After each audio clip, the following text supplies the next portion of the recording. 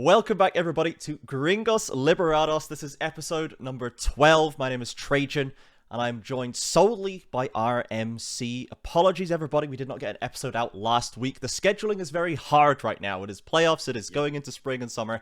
Everyone's very busy, doing very exciting things, and this week is no different. But we had to make time to talk about these playoff series because they're starting to stack up, and there is a lot to talk about, RMC. There's a lot to go over, a lot of trials and tribulations to talk of here in the CBLOL. So how are you feeling after these rounds of playoffs? So are we feeling good? Are we feeling hopeful? What's the general vibe of the region after so many games now?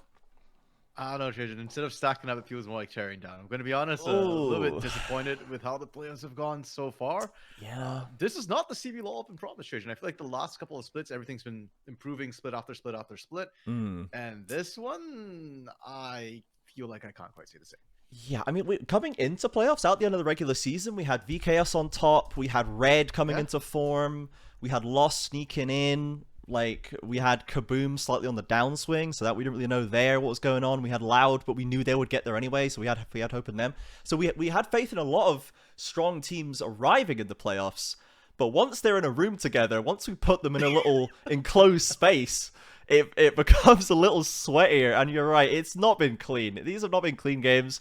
We've not looked super on the ball here. There's been a lot of smashes in terms of individual games. There's been a lot of stomps, but there have also been a fair number of drawn-out CBLOL style, just shenanigan-filled nightmares. So it's Yes. we are certainly still the CBLOL. We can know this. The spirit is still very much alive, and the CBLOL blood runs through our veins. But we maybe would have hoped for more out of these teams. And there's still time, of course. We're not done with the playoffs just yet. We still have 4 teams remaining. But we're looking to get some leveling up going on here, and perhaps not some backstepping, which we have seen from a few of our teams, at least, for sure. So, we just dive right into it? I'm just going to quickly show the bracket here. So this is what we have for audio listeners. Since we last spoke, since we last conversed with you, the audience, we have gone all the way through round 2, and we've also done winners finals. And we're going to go through each series one by one. We'll go through them in detail, so don't worry, you'll get all the details on the results that you need. And then we'll have a quick look forward into our next matches, and we will do some eulogizing for our lost teams, as we have now 2 of them had been consigned to the void, to the off-season void. So let's start at the beginning, RMC. We're going to bookend this one for you as well quite nicely with the order these games went in. So let's start on a high note. VKS, PNG, Pain Gaming, 3-2 over Vivo Cade Stars. The reverse sweep was denied, I believe. And Pain managed to make it through to the winners finals. Yes, Pain certainly kept it Pain-tastic. Titans certainly gave us a show. But how do you feel about this series? So Pain Gaming coming into the playoffs here, you know, you were certainly not 100% convinced about Pain, even after the Kaboom series, they 3-1'd. So how did this series go for you? So the problem is, while I'm not convinced about Pain, I did expect them to make winners finals because Pain is a playoffs team. Yeah. The problem is how they're doing it. It's really, really scary. And at least in this series, all the concerns we had about Weiser towards the end of the split kind of materialized. Like, Weiser was just kind of a no-show for most of the series. It's really, really scary. And that's not what we expect from Weiser, of all people. Like, he's one of the most consistent top laners. Yeah, so he's the rock. Yeah.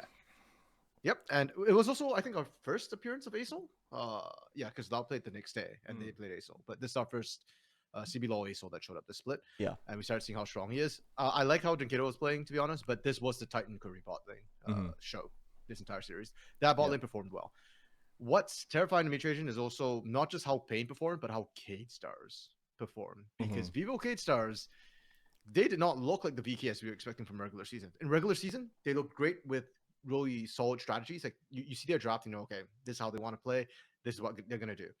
In this series, I didn't see that. I saw a lot of responsive picks, like the infamous Heimerdinger that everybody was calling out. I thought the Heimer was fine, actually. Yeah, was picked. I thought it was right. Yeah, but it's not a proactive pick. It's not how Cade Stars like to play. And I think we really saw that. And the fact that it went the full 5 games took a while. It felt like for Cade Stars to kind of rev things up and figure out what they wanted to do.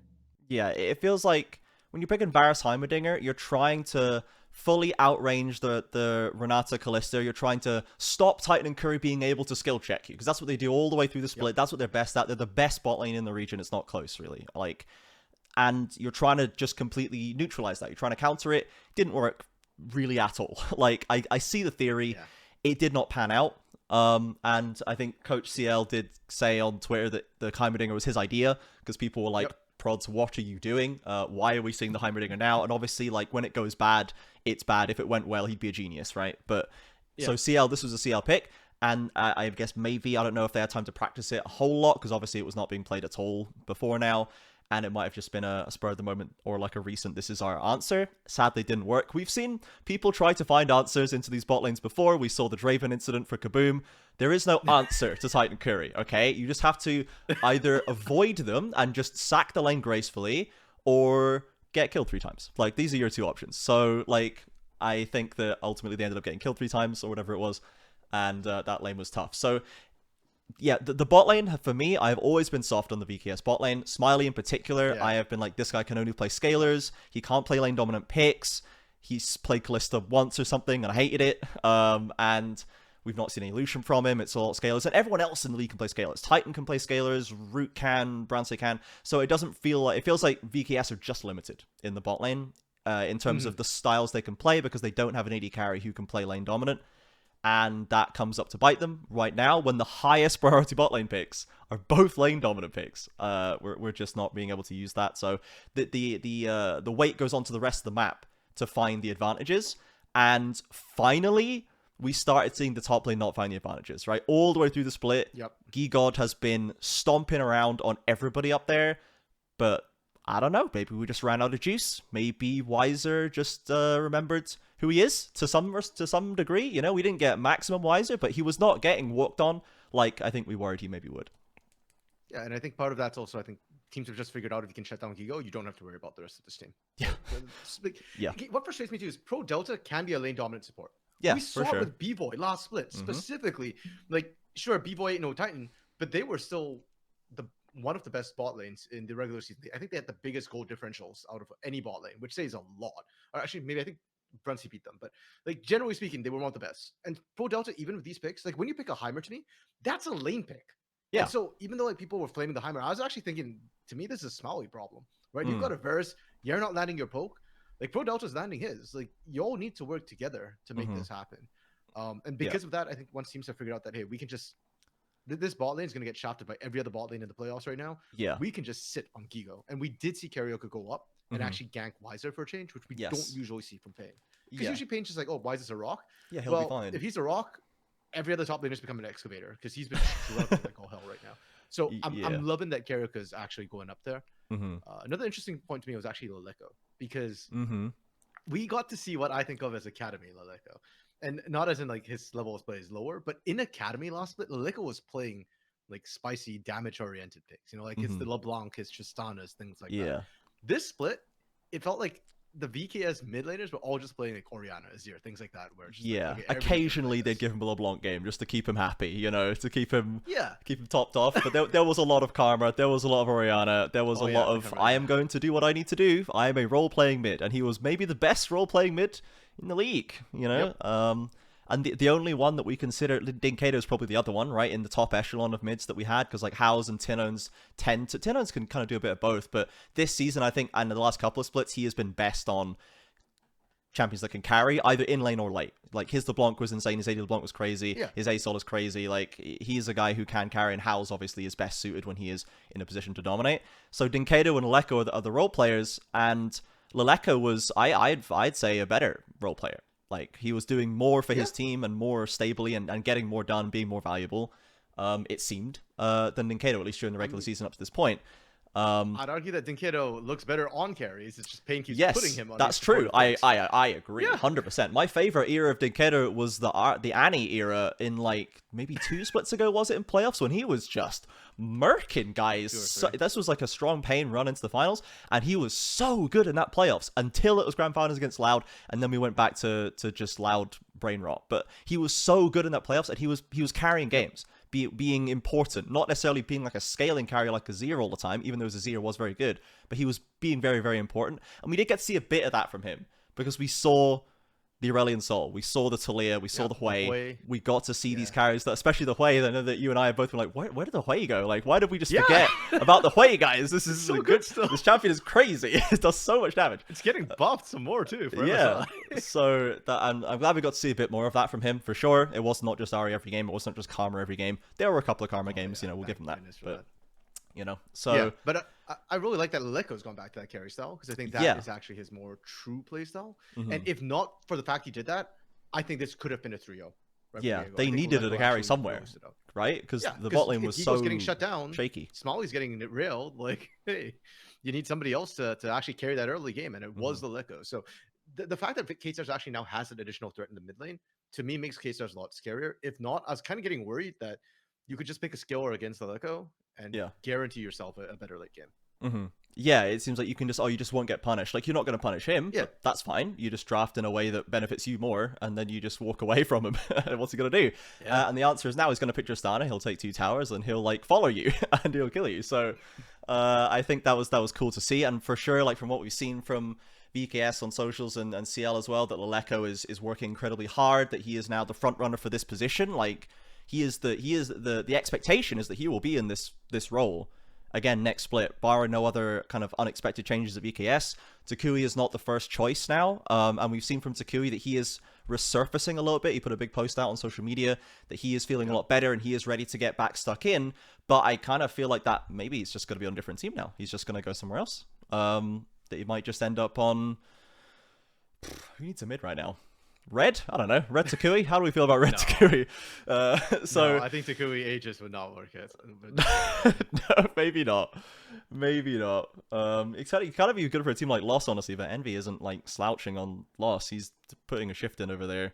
I think I heard INTZ's running tryouts. Oh, I bet they are. The team. So like after we've just had Takui almost removed from the league through mental health issues on what seems like one of the best, most supportive team environments in the league. Let's put him on the most allegedly toxic, horrendous team environment in the league on INTZ. That would be horrendous. So we'll see. But yeah, I kind of feel like it's unlikely. It feels unlikely now that VKS would swap. I don't think there's any reason for them to swap. I think Leleko's is his first CBLOL split. He's shown us he can do the role playing. He has shown us he's got the carry in there. And VKS are not out of the playoffs right now. Spoilers, but like there's still more to see from him. So I think that's very exciting going forward from this. We start to see that inkling in this series. So it was a close one. VKS going down 0-2, and they showed us they could bring it back to 5 games, which is, you know, foreshadowing for later in the playoffs.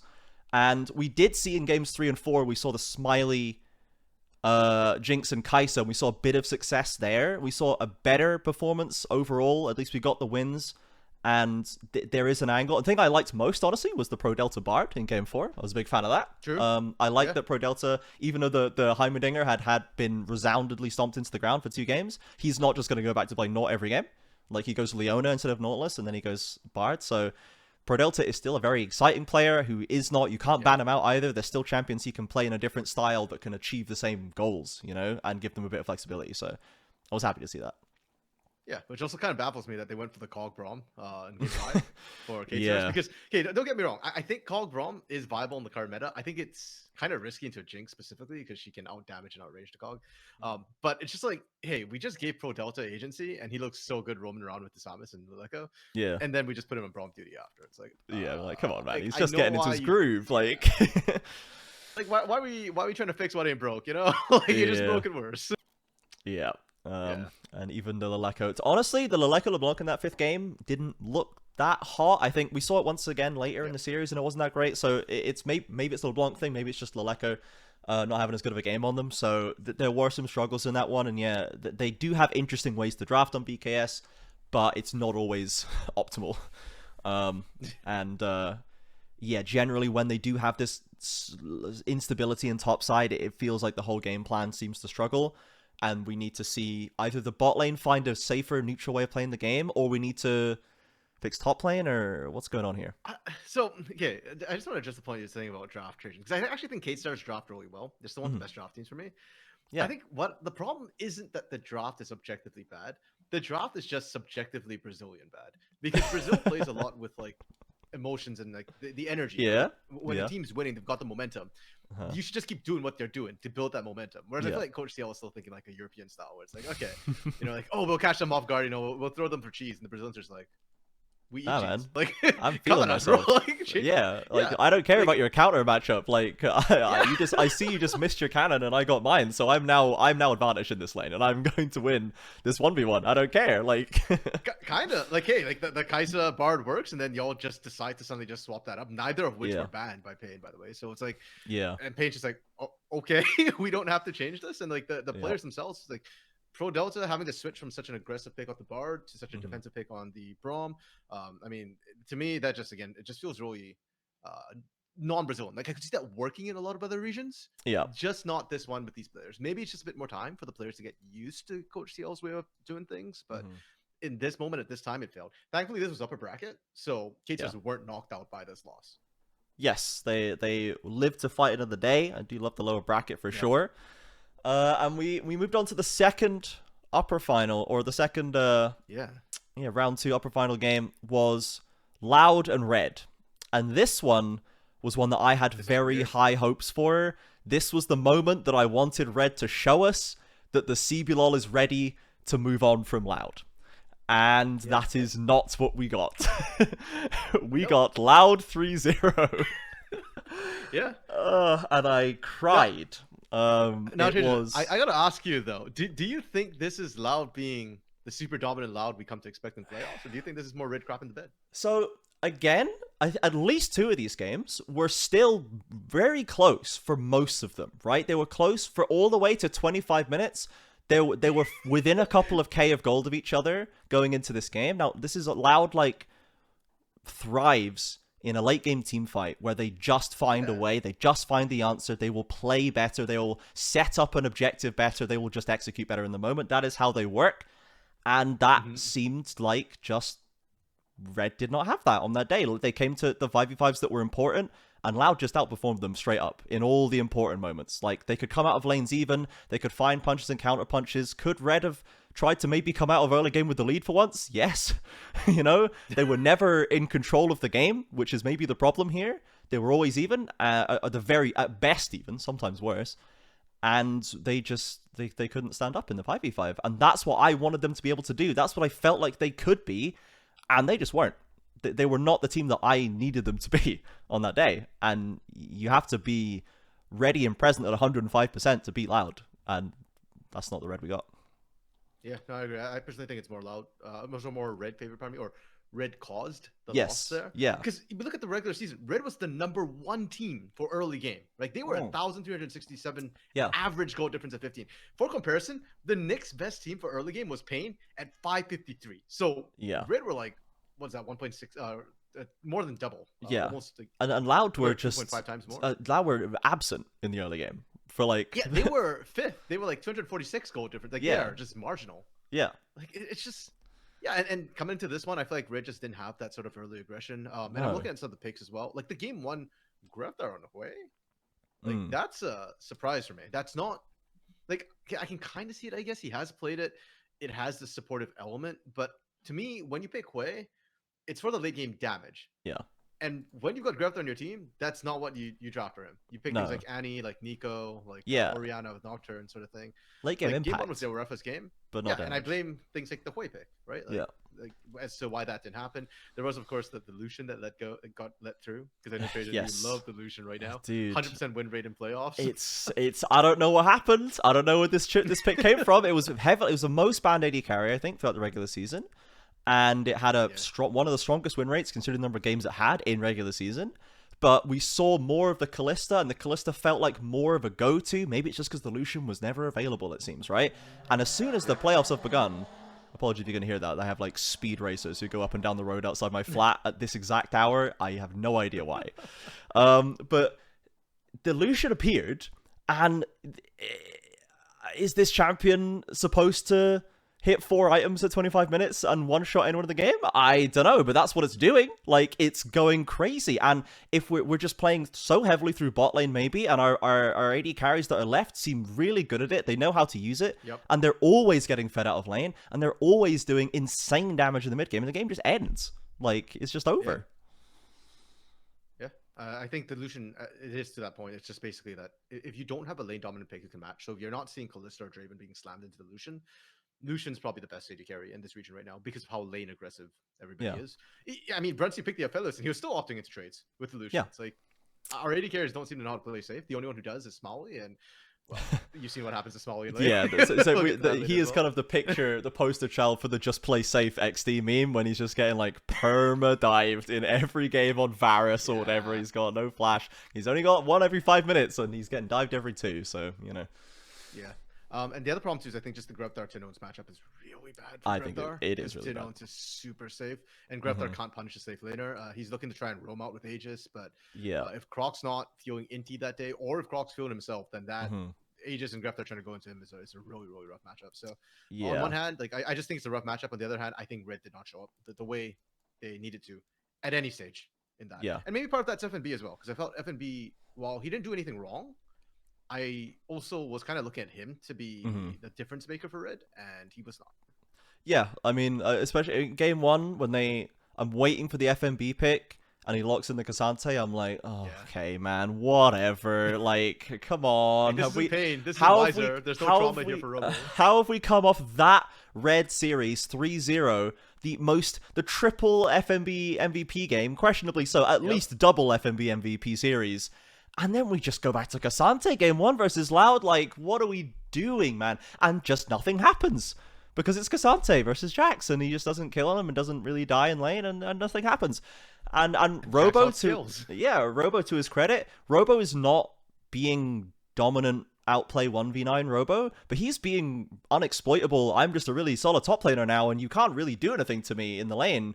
And now I will also, like, in this series at least, he was just fine. He was just like up there. He was never falling behind. He was doing what he needed to do. And like I say, unexploitable by someone who has been in the conversation. You know, he's been one of our best top laners. FNB. He's had a great split up to this point and had a great last series, but top lane was just invisible this series. And Robo's even picking Gragas like to just say, no, you cannot do anything, FNB. This is not your series, my guy. And it was not. We didn't see a hide nor hair of him. And that missing influence was felt in the same way that Gigo's influence was missing, FNB's was missing, and they also don't have a mid laner who can really get anything started on their own like as easily as much. You know, Laleko's getting there, but Grevthar is not going to be that guy, and then it all falls in the bot lane. And I'm going to be honest, Root is playing absolutely crazy right now. Root is hot right now. Yeah, and that's actually surprised when you consider that Brunsey has traditionally won this matchup. Ever since he left Loud, the Law of X's has always favored Brunsey in these matchups. Like, last but us praying that Loud met Puxu in the playoffs, and they didn't. So Loud kept rolling. But yeah, Root right now, I mean, and to be fair, I think this entire split, Root has been the biggest carry for Loud. He's put Loud on his back when the rest of Loud is like hungover and just not performing. Even in this series, like the fact that Robo wasn't 1v9ing, I think is a bit of a surprise because he is the playoffs 1v9 player. We got to see that later on against Spain. But like, yeah, Root was just kind of like, okay, what, you know what? If you guys all aren't performing right now, that's fine. I will step up and I will get the work done. Yeah, like, I mean, Tinoans did step up. I don't want to say it was Root v9 sort of situation, but yeah, I do think Root did a lot of heavy lifting this series. Bot lane was certainly Root v3, and he came out so far ahead from these lanes. Played the Lucian, played the Kai'Sa, played the Varus, ran the full gamut. He's got aggressive picks, he's got scalers, he's got immobile champs. He's just got it all right now. And even the Varus is good. The Root Varus is a meme no longer. He's not just like he's dying all the time. He's playing Varus very competently. So there's just I have no notes for Root right now in the bot lane, and Redbert is coming along for the ride. Like, he's certainly still good. He's a very competent support. I'm not seeing as much necessarily still as we did from the Root Seos bot lane at times. Obviously Seos is having his own struggles that we'll get onto, but Redbert's not ruining these lanes. He's not throwing anything away. So he's doing his job. I think part of the problem is the expectation that Seos left behind, right? Compared to like any other support in the region. I think Ripper's fine. Like I know people are still saying, oh, Ripper's like a downgrade. Okay, it's like it's an arguable downgrade to me because it's like sure he's not Seos, but at the same time, I don't think Ripper has done anything wrong either. Yeah. You can say he's along for the ride, but there are certain supports who like I would prefer not to see playing with Root in that bot side. And Ripper is not one of them. Like I think Ripper's really, really solid, and there's something to be said for solid on a team with Robo and Croc on it. So yeah, I'm still pretty happy with what we're seeing from Ripper so far. He doesn't need to be the crazy engager on this roster. No, they have crazy engage when they require it. So Loud is coming in. They look like Loud. The only thing missing is as much Robo 1v9. I mean, as much as we say that FNB didn't get anything done, as you say, Robo didn't really either. Maybe there is credit for FNB as well. Neither of them were able to get one over on the other in the lane. They're both very good, right? So maybe this is just the expected outcome when all of the focus is on bot lane in this series, because both of the junglers are just perma-sprinting down into bot side and trying to get fights, and Loud came out on top just more often than not. So Brunsy and Jojo, who were making fools out of other bot lanes, kind of got the tables turned on them here, and that just ended up being the catalyst. And like you say, very similar to VKS problem. We don't have the win in mid, we don't have the win in top, we need to find the win in bot, and Root is too good. So Loud 3-0s them. And it was pretty conclusive overall. So Loud advances into the winner finals from there, 3-0 over Red. Red drops down to losers, and the hope for me was not there. Like I say, I wanted more from Red. I wanted us to be better than Loud, and Loud are just they are still the same, but they are not yet beatable so far. I don't even think this is peak Loud either, which is kind of, I want to say scary, but like not in a good way, because like sure, Loud can still scale, but to me the bigger problem is like other teams are still not beating them when they're not in peak form. Like, we should be seeing hopefully more of that. We did see more ASOL as well in this series as well, and we just continue to see that the Aurelion Soul just be massive as a champion that we're not punishing in the lane, and then we all get to see what ASOL does when you do not punish it in the lane. He hits 2-3 items, drops the ults on a team fight, and like, it's just how do you lose this team fight now, you know? So I don't know if this is gonna, I imagine we've already started as the playoffs continue, we start to see it hit the ban pile more and more. I imagine it's going to be heavily contested for the rest of the playoffs, just with unless we are going to start going mid and not going bot lane, we cannot just give this champ like. Well, actually, look at who's left. I actually don't know if Red and Cade Stars would play the Yasuo. I wouldn't be like, if Leleco picked it, I'd be like, all right, you know, I think I've seen enough from him, because obviously it's a very specific champion. It operates in a very unique way, so you need to have confidence that they have put the games in to actually be good at it. Because otherwise you can make a fool of yourself on this champion if you don't know when to go in and when to exploit your cooldowns and all this stuff. Because he can be super strong in the lane if you know your windows, or you can just dive forward, get CC'd, and insta-die. So that I wouldn't be surprised if Leleco has the capacity to pull it out. Grevthar, once again, there's a lot of... The ASOL has to be important. It's an important champion. It needs to be able to perform later on. And... you know, you can still have a lot of impact while being 10 miles away from the fight by just dropping ult on it, but I'm not sure if I would feel confident. No, because you can't sack the early game with an ASOL the way that Grevthar tends to do. Like, he sacks his own lane oftentimes. You can't go and roam you do that ASOL with it. Like, you can't just go and roam in 2v2. That's not what the champion does. Yeah. So, yeah, I'm actually curious if the ASOL priority would go up, because I definitely agree Pain and Loud, since they're the first two to bust it out, it's high priority for them. But yeah, I'm very curious, because Leleco as well, I'm used to seeing him get a lot of lane, like Karma, Orianna, there's LeBlanc, Tristana. These are all champions with a lot of actual agency in the lane and often are considered winning matchups. Leleco doesn't always win those matchups, but they all have high agency. Whereas like something like ASOL is very low agency early. Like you literally are waiting for Rylai's before you're even a champion. You can't effectively lane before that.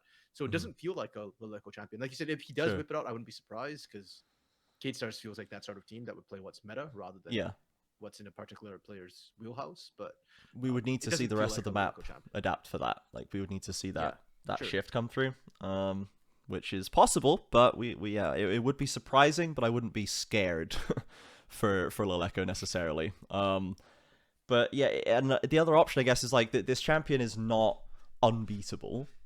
Yeah. But who's going to pick the champions that are going to lane dominate it to the point where you can like be 2v1ing it or 2v2ing with your jungler to force it and keep it down and look for diving it with your supporter maybe? Like, who's going to pick that champion? Like, Dinones, yeah. Like, maybe Grevthar with Nico or something. Like, maybe Leleko LeBlanc and with a jungler that can do it. But is the Samus going to be the one who's diving mid lane at level 4 or level 7 or whatever? I don't know. It's not really what we've been seeing from him. Like, because the Vi has been banned against him for almost every game. So there is a way to try and keep the ASOL down rather than just trying to outscale it on the rest of the map, because unless you are winning the rest of the map very concertedly, the ASOL is going to get there and is going to be more important than whatever you were doing. Like, well, Leleko has already shown us the Vigar, which I think is right now one of the sort of counters to ASOL. So that is actually I guess point. Even without the Samus, Leleko could be willing to just like open up the ASOL just to, have that counter just slammed into it. Yeah, because that is something that you can help your jungler to really heavily punish it in lane, because you have the cage, so you can get summoners from it. You can punish him for if he ever tries to go forward and do an aggressive trade. You just press E on him and walk away. Like, the Vigar is definitely a good answer, and you have the one-shot potential later on with the scaling. You can farm him for Qs. So the Vigar could be an interesting option for the Leko, and maybe he does have the key. We'll see if he gets to pull it out. Sure. So let's go into the losers bracket. After we had those two, Red and VKS going down, and the first one we had was Red and Kaboom. So Trajan. And let me tell you, if the Loud Red series upset me, this series upset me a lot more, I'll be honest. For two reasons. One is Kaboom did not look good in this series. House didn't look great. Maorang even didn't look great. Honestly, Lonely looked the same as ever. He honestly looked fine, but that's never been what Kaboom has needed. It's turned out they needed someone better than fine, and he is just fine forever. And the bot lane continued to get ranched at almost every opportunity. So that part made me sad, because it was the culmination of a big, steep drop-off for Kaboom that again represents a failure to realize potential in my eyes. And the other side is me going, where was this Red versus Loud? Where was this Brunsy and Jojo versus Loud? Why are you suddenly crushing the bot lane? Why is this happening? Where were these picture perfect dives in bot lane versus Loud? What is going on? So this was a very frustrating series for me to watch, RMC. It ends up with Red 3-0ing Kaboom. There was a little bit of fight in game 2, but it was really just a washout, man. I 100% agree. I feel like this is Red taking out their frustrations from the Loud game. Yeah, they were the Loud mad. series. Yeah, it didn't look like the Red at all that we're kind of used to seeing whatsoever. So yeah, I feel like they fixed their problems and they went into it and they ran into Kaboom, and Kaboom was just not ready for it. I put a lot of the series on Kaboom. Like, Red looks really, really good, but also it's hard to tell how good you are when you're playing to a Kaboom where it feels like everybody's given up. Yeah. Right? Like, Lonely looks like Lonely from Kaboom last split, where they were like 10th place. Like, the guy just looks defeated and broken. Like, he's not doing anything. Like, or when he does anything, it's just in his lane, and he doesn't rotate out. He doesn't get the pressure rolling to any of the other lanes. It's like, okay, I get that when you're a 10th place team and your lane sucked.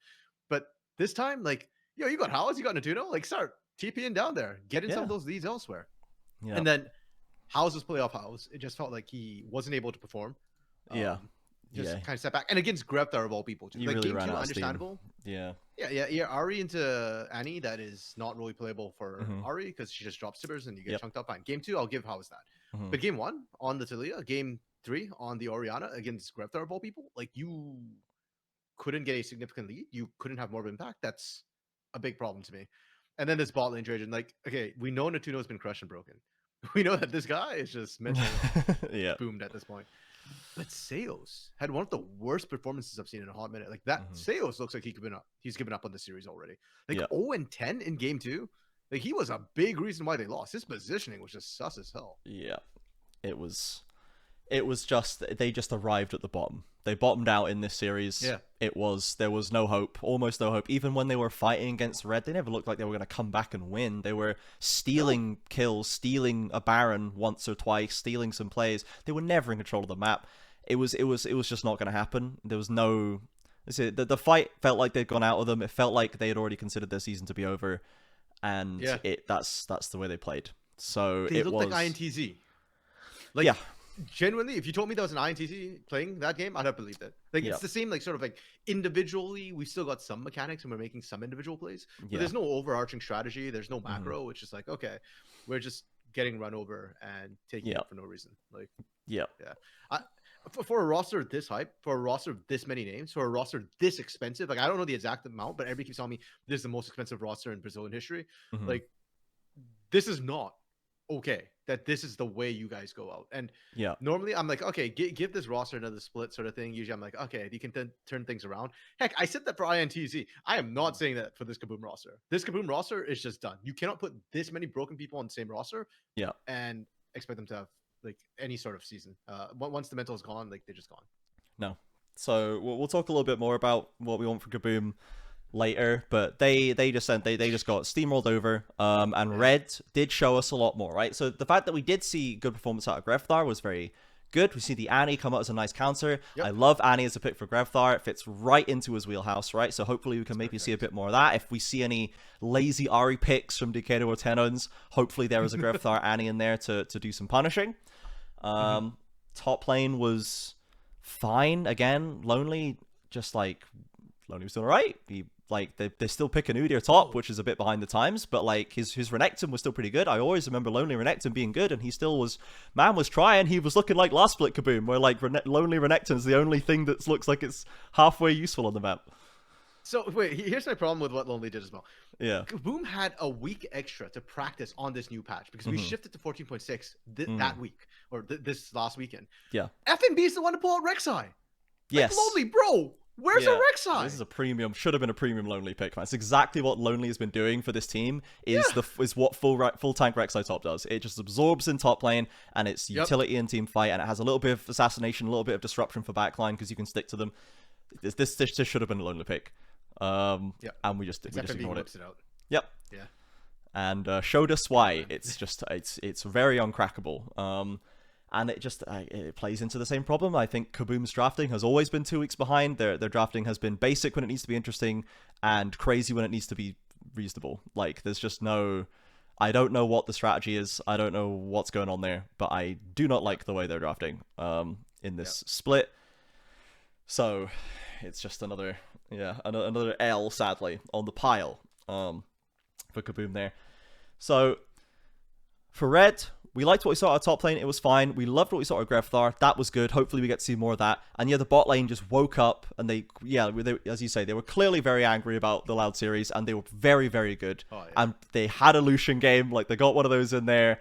And Brunsey did the Lucian thing and just completely popped off. He was like 3-0 by 5 minutes or something on one of these games. Like, it was crazy. For jungle, for Red, for the last, we haven't really touched on Aegis that much. I still feel like he and Croc are both not all there right now. They are doing some very silly things. They're playing very aggressive. They're playing Volibear and playing Lee Sin, and even when they get their hands on Maokai, they're playing pretty aggressive with it. But they are costing their team a fair amount of gold across the map still. So I feel like out of those last weeks, like, Karaoke felt like the best jungler out of the 4, if you include Desamus as well, which is not what I expected to be saying. I think Karaoke actually had a pretty good series of games. After that, like, the BKS series was a time, right? That was a journey, and the previous one as well. But especially in their later series that we'll get onto, I think Karaoke is actually improving right now, getting back up to a level that I want him to be at. If we're going to be contesting anybody, Karaoke needs to be better than he was at the end of the split, that's for sure. And I think he is showing that. But Aegis is the point. Aegis, I just don't feel confident in what we're doing here. It seems like we're just not, like I say, we're not all there yet. We're still a bit variable here. Well, I thought this series in particular, Aegis did really, really well. But the series against Loud, I agree. Yeah. Like, Aegis was a detriment, an active detriment at times. Whereas I think against Kaboom, like, Aegis just actually ran them over, and I feel like Aegis was a huge part of a lot of the big leads they got. Like, sure, Brunsey and Jojo were the biggest because they just crushed their lane 2v2 straight up.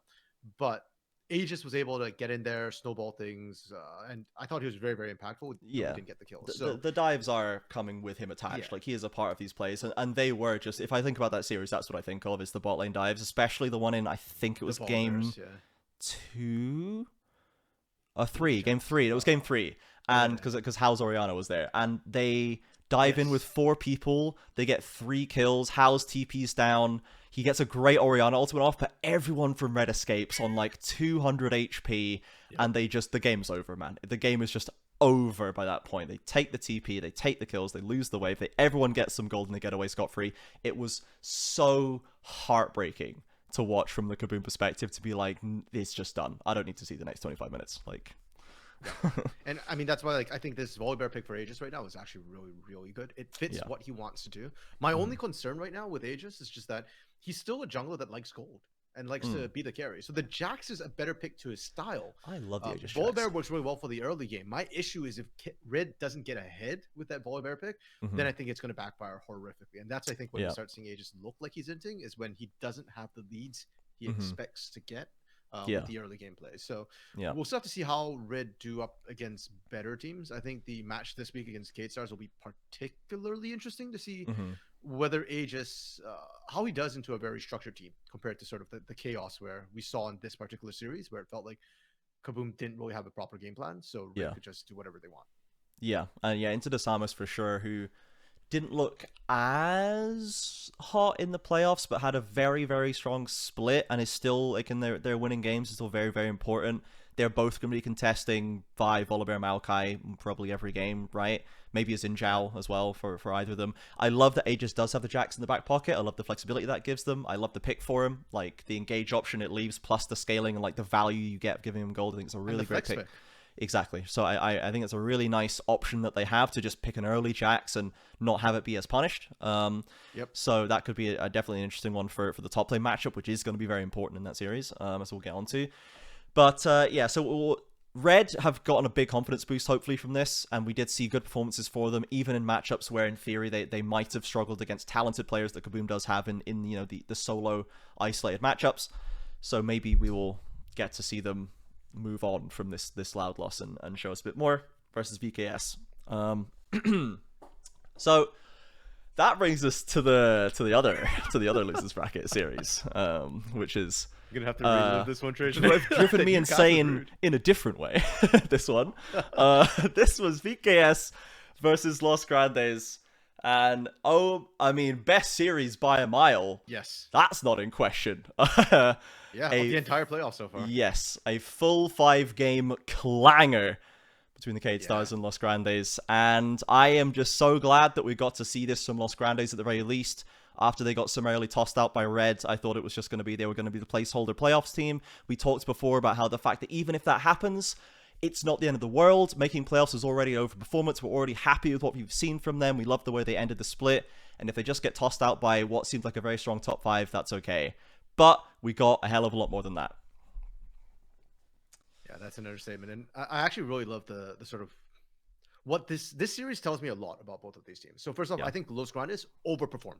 Like, they did better than we expected. And specifically, it's got to be the bot lane. Because as much as we bang on Smiley and Pro Delta being a weak bot lane, I'm pretty sure we voted Cello Gabby as like the weakest bot lane. Cello F tier is a meme in the chat for a reason, and we put Cabby, we rated him fairly highly, and I think with good reason. But everyone on that ranking stream was quick to slap down any notions I had of Cello being at least okay, and I thought he was okay. and now we have arrived, and yes, he's not okay, man. Well, okay, no, well, I thought this was one of his best performances yet. It honestly, was, actually.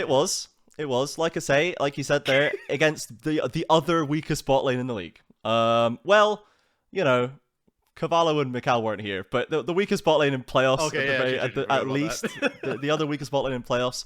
And this was the one thing that was giving me hope in this series, was maybe, to be honest, it's kind of for both sides, right? Because Smiley loves to scale. If you don't punish Smiley, he's going to get there. He's going to be useful and important in late game team fights. Cello, maybe he gets a chance to play the game if you let him get out of lane with some gold. And like Loss have proven they don't need Cello to have gold to win games. They don't need him to be the keystone of this team. So even if he's not having a good game, if they're not punishing Smiley and Pro Delta, that's fine. As long as he has something that can do anything, then then it's okay. So both these bot lanes had an angle to be advantaged here, and ultimately, Cello and Cabby had the best, as you say, the best performance of the split. They never really suffered in the lane, I don't think, ever. I don't think they were ever really down. They weren't like getting tons of kills. They did get some kills down there with jungle assistance, but Cello was generally slightly up in CS and just kind of picking Zeri and doing a good job in the first 15 minutes. Yeah. I think it was only the third game when Smaui first picked the Kaisa that Cello and Cabby actually lost the lane. Yeah, it was that the was first. the only time. And then Yeah. the next game they ran it back again, the Zeri Kaisa matchup, and even then Cello was much more comfortable that second time. I think the Kaisa caught him a bit off guard. So I think that tells us a lot. So Los Grandes, I think individually actually performed better than their counterparts in Kate Stars. Like I don't think like, throughout the series I would actually have picked. I said Los would have won that sort of 1v1 matchup, which is surprising, specifically in the top lane. Yeah. Because you've got Gigo, who's like our regular season biggest MVP, and super clever. This rookie just keeps delivering, man. He absolutely does. If Los Grandes had won this series, I'd have said, okay, maybe I made a mistake and Leleco is not the best rookie. It is actually super clever. Yeah. But super clever went toe-to-toe with Gigo the entire series and hit impact. I think the only bad game he had was the Olaf game. And even then, it's like, I don't know how much of that's on Gigo and how much of that's just on the way the team ended up playing that game. Because that was the game 3. That was the same one where Cello lost bot lane really, really hard. So yeah, it's hard for Super Clever to play that one. Even then, I still think he had the highest impact in the game. Yeah. So yeah, I think Los should have won the series, to be honest. But they didn't, because Kate Stars, I feel like the experience of Kate Stars came in clutch, and I think Game 4 just melted the brains of Los Grandes. Melt the brains of everyone. Yeah, so if anybody didn't watch the series, a bit of a spoiler. Game 4 saw Kate Stars taking 3 Elder Drakes. And the last 2, they went Elder and Baron. So they had double buffs and couldn't end the game the first time they wore both the big buffs. It took the second time. And even the second time, it was a little bit of Cabby out of position looking for a flank that got his team punished. If not, like I think that siege is actually still really hard for Kate Stars to play through. So it was such a weird game. It was like the longest game of the split at 50 plus minutes. Yeah. And after that, I think Los Grandes, their brains got a bit melted and they made mistakes in game 5, which they hadn't made all series long. So I think this one just came down to mental endurance and experience. Kate Stars winning out ever so slightly in that department. Yeah, and like this is we would not expect we never pitch Los Grandes as a team that wins through being more skilled than their opponents individually. We saw that Super Clever does have a whole lot of skill in there. We know that Envy does have it in the tank, but this was not the way they were winning games. And we had our doubts about Cello the whole time. And with C's, he's not an outplay jungler. He's just a jungler. He's a jungler. He plays Sejuani and he plays Vi and he jungles and he's good. He's a good jungler. So like, to be clear, like he's the prototypical jungler. So it's like. Oh, stereotypical, sorry, not prototypical. He's the stereotypical jungler. So he's a really good jungler. It's just that he's not like the Aegis carry. He's not the karaoke Smite King. Like, Yeah, he creates advantages for his team. He creates plays and starts off team fights and puts his carries in good positions to carry, and that's good. So he's definitely very solid. He did get a couple of MVPs, I think, in that series, at least one. And he has gone somewhat under the radar, I think, because he does just play a very enabling style of jungling that doesn't elevate him necessarily. So this was a team that in the first 2 games they were just better in like every way. It felt like they were a better team. The players were playing better. It was crazy how outclassed Kate Stars were in games 1 and 2. From the 6th place team who went 9-9 and VKS were the first seed, 13-5, outperforming Loud, outperforming Red, outperforming Pain, and they got absolutely housed in games 1 and 2. And I was ready for the 3-0 sweep, for the Los Grandes, for the justice to come true, for Los Grandes to justify my faith in them the whole time, and my pleasure that they'd made it in over Liberty, who at the end of the day, Liberty were the ones dropping the ball at the end of the split and played some absolutely horrendous games that did not deserve to be in playoffs. And I think that I'm glad that Los got this chance to show us this. It's the fact it doesn't end in a series win is really heartbreaking. And the way some of these games played out, as you alluded to, games 3 and 4, the way they were losing these games was so depressing. It was... I think they had the hands on the day, but once they saw the glimmer of victory in front of their eyes, we started to see the cracks. We started to see the inexperience from Cabby come to the fore. we not Cabby, Cello, sorry. And Cabby didn't have the best series, to be clear, but we started to see Cello just, I think, get very uppity and very antsy, and just, he wanted to win. He wanted to be the one that wins the series. He wanted to make the Jackie Love play, and he ended up making the Jackie Love play, if you know what I mean. So it was heartbreaking to watch in a way. It was very tough to cast it, but it was cinema. It was absolute Jogal. It was, you know, it was crazy to watch. And again, VKS, I can't fault the fortitude, the mental fortitude that they show after those games 1 and 2. They came into game 3 like a new day and put 3 wins together. But I am getting concerned, and we should also note, of course, this is only the second reverse sweep that's ever happened since franchising. So huge props to K-Stars for actually making that happen. The second straight time they've had to go full 5 games straight, and this is where I'm concerned. K-Stars are dropping the early games. Like, to me, if you're on a team with a coach like CL, and I assume that y'all are supposed to be the better prep team, y'all should be winning the early games, whether it be G's or just better read on meta or whatever. That's not happening right now. K-Stars are down 0-2 both their playoff series so far. And in this series situation, I'm going to be honest, I think Coach CL said something to the same effect in their post-game interview, that he was not happy with any aspect of the gameplay from K-Stars. And I fully agree.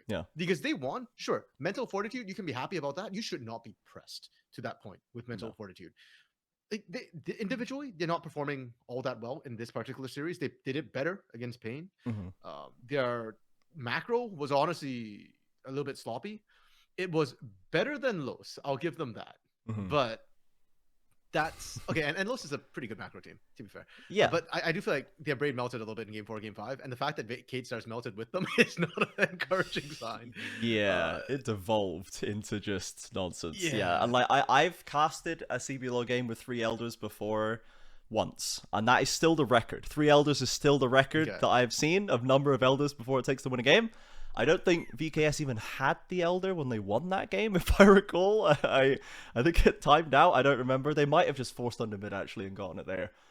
But they lost it by then. They still had Baron, but no Elder.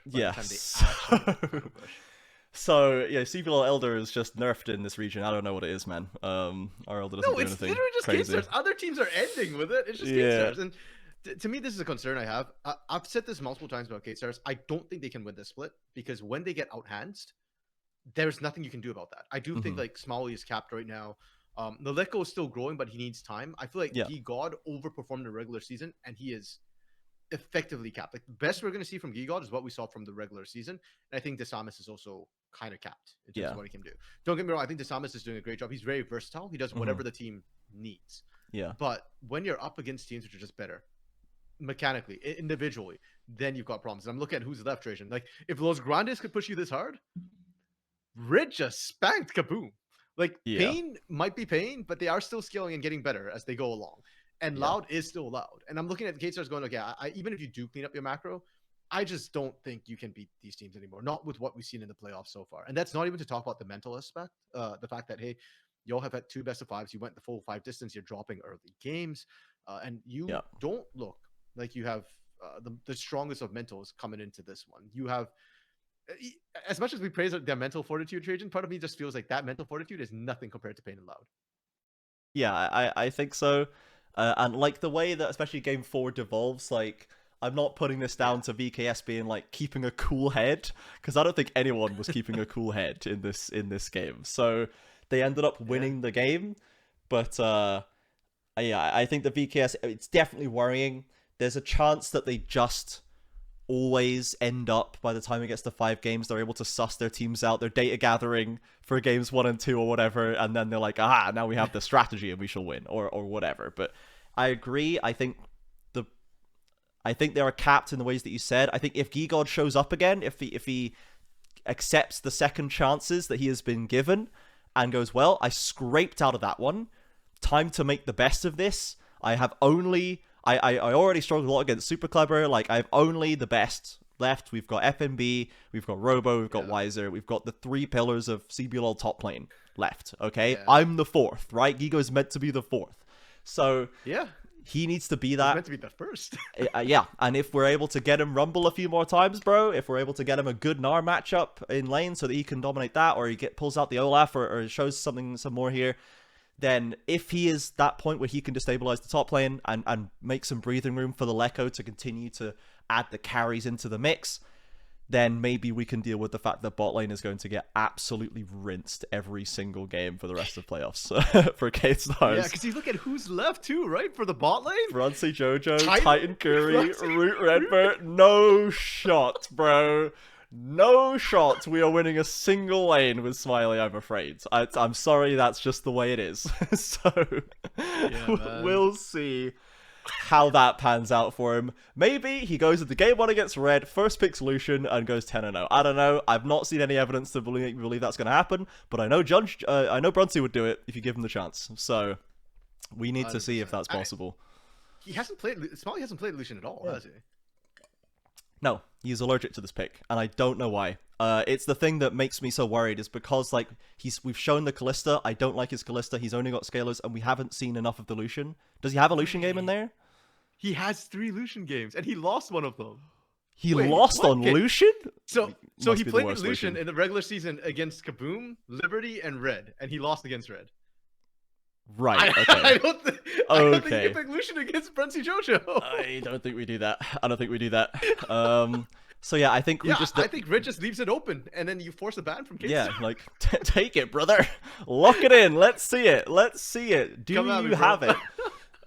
And I don't think the answer is yes. So, I mean, maybe, we get the Smiley Bard on it, okay? We get the Smiley Bard with the Predelta Bard with the Smiley Lucian. Mm-hmm. Maybe we unlock something more there. But I did like his Kai'Sa. I think Kai'Sa's a good middle ground for him that can be strong in lane, right? This is a pick that if you've got good support set up, you can 2v2 really strongly with this champion, or even early on. So maybe that is the key for them. But, Brunsey will potentially also happily deny that. If you ban Lucian, he might just take the Kai'Sa away, and then what are we doing? Are we taking Zeri? Like, are people taking the Kai'Sa into Zeri on purpose? Like, what are we doing? So, I think that the bot lane is obviously going to be a struggle. The other lanes, if VKS cleans up their act, we could have a very exciting top and mid. It kind of also depends if like Kaboom versus Kaboom Grevthar shows up, Poggies, or if versus Loud Grevthar shows up. Yikes. So, and that's gonna depend. That's gonna kind of dictate how much room Laleko has, maybe, or how they're drafting. Like, is Laleko going to pick Karma and just try and outvalue Grevthar, which he could do, maybe, or is he going to take LeBlanc or Tristana or, I don't know, Azir? Is he going to take something that is going to try and outcarry Grevthar, and is that going to be the dynamic VKS are approaching mid with? Honestly, I'm really glad we got to see that Laleko, or what I call Academy Laleko, against Spain, because I think if you run like sort of the supportive Laleko we've seen up to this point, that's the worst thing you can do against Grevthar, because Grevthar doesn't even get punished for his roaming and sacking his lane. Yeah, and then he's still got all his playmaking potential come the moment, which is, frankly, I still think it's really good. I'd still take that over Laleko's playmaking potential up to this point, because Grevthar is a specialist in that area.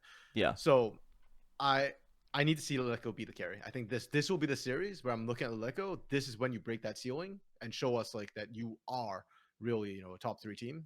And as a rookie, like, this is your time to shine as like the super rookie of the split. Yeah, one of the keys, I think, from that VKS loss series is in game 5, Laleko takes the Talia, and this is a pick that I think rides that line very well in terms of utility and carry potential. Yeah. And his Talia in game 5 was absolutely exceptional. It was so good, huge numbers, carrying, outperforming his opponent, and that was for me like a light bulb moment for me for the Laleko to be like, okay, this guy can be the guy on this roster on a series that has drained everyone's life force. He can step into game 5 and just do that and completely rinse his opponent and do so well in team fights.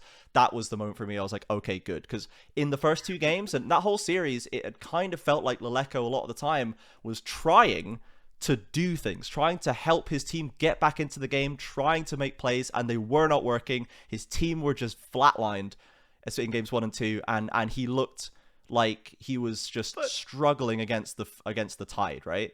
But Trajan, here's the thing. Chaos might be the CBLOL thing, but Academy has it more. You think that the likes of who was he playing against? That Envy? You think Chaos is his ally? He was merely adopted by the Chaos. Laleko was born in it, molded by it.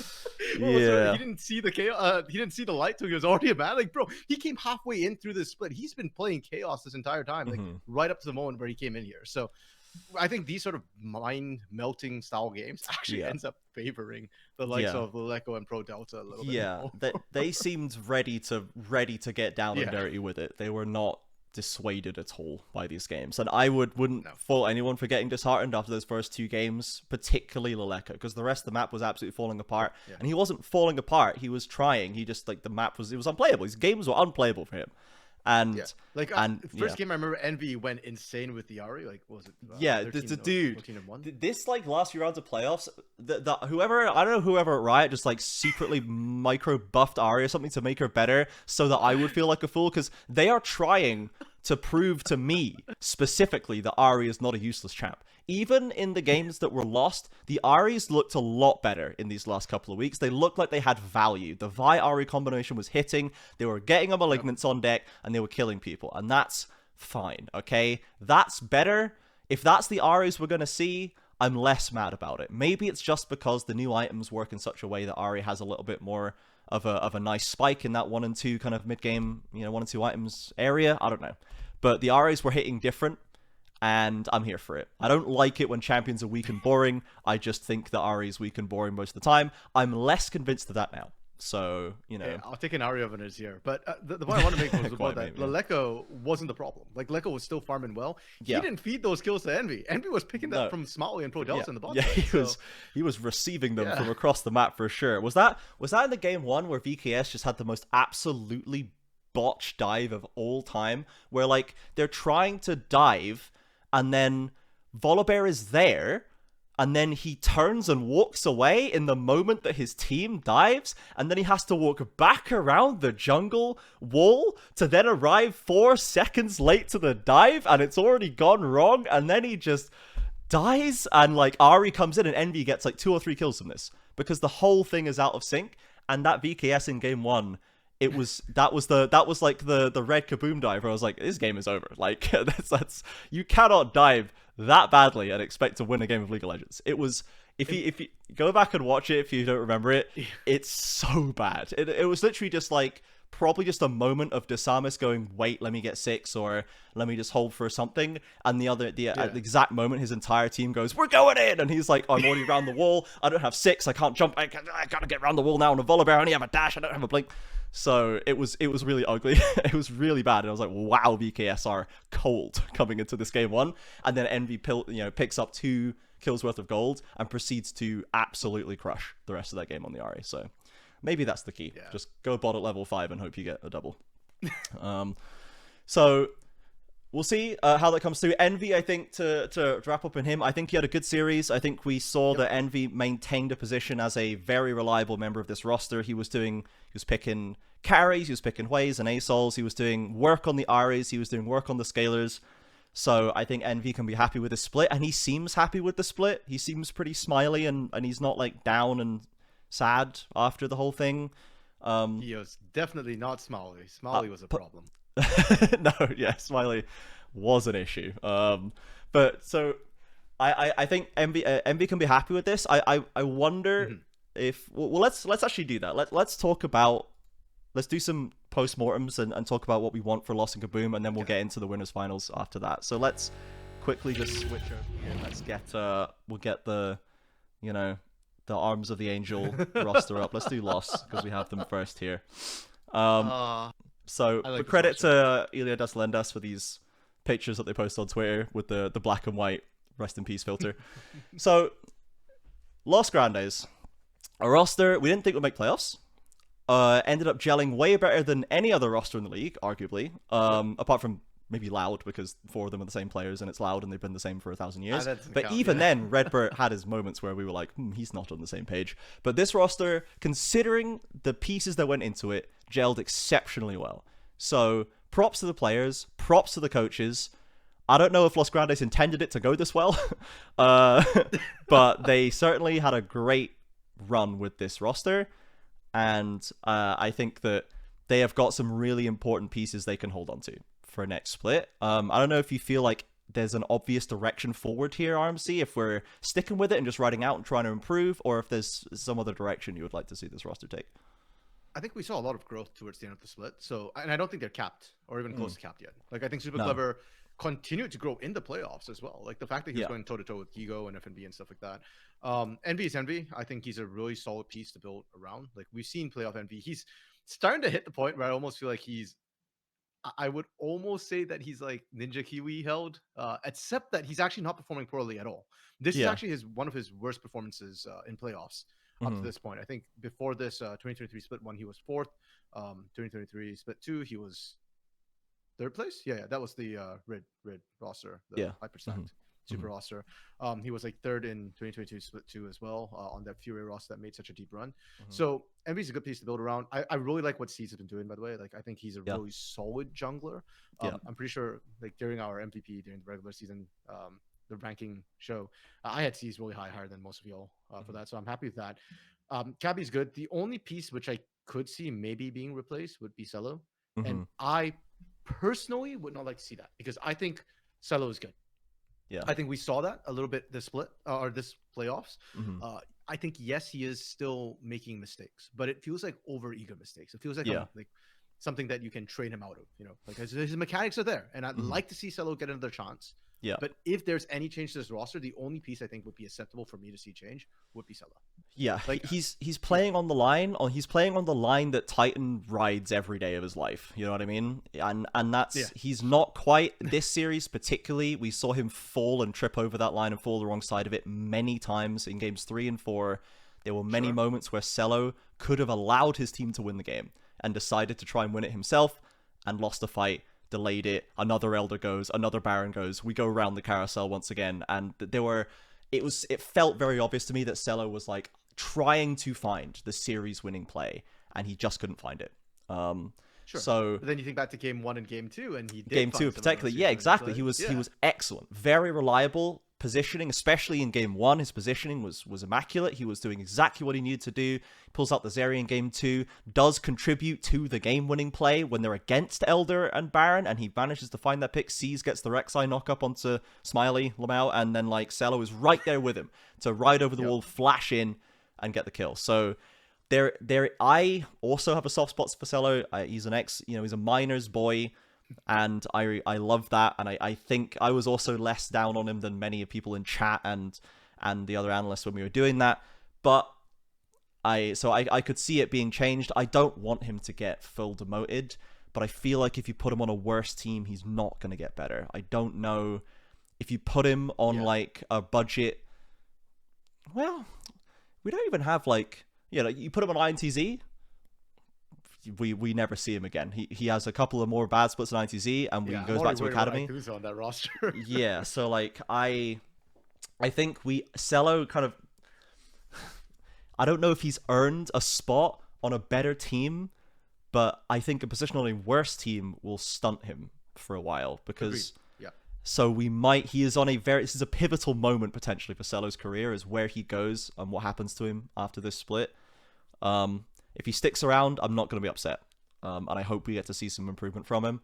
And if he leaves and goes to INTZ, then I'll cry. So I think that is true. And I'm thinking about like if Envy has earned the spot, C's has earned the spot, Super Clever more than earned the spot, and Cabby as well. Like up until playoffs, where I think he's had a bit of a drop off, he was very, very good in the regular split. Very effective, very dynamic. And a lot of our best supports are we love them for that reason.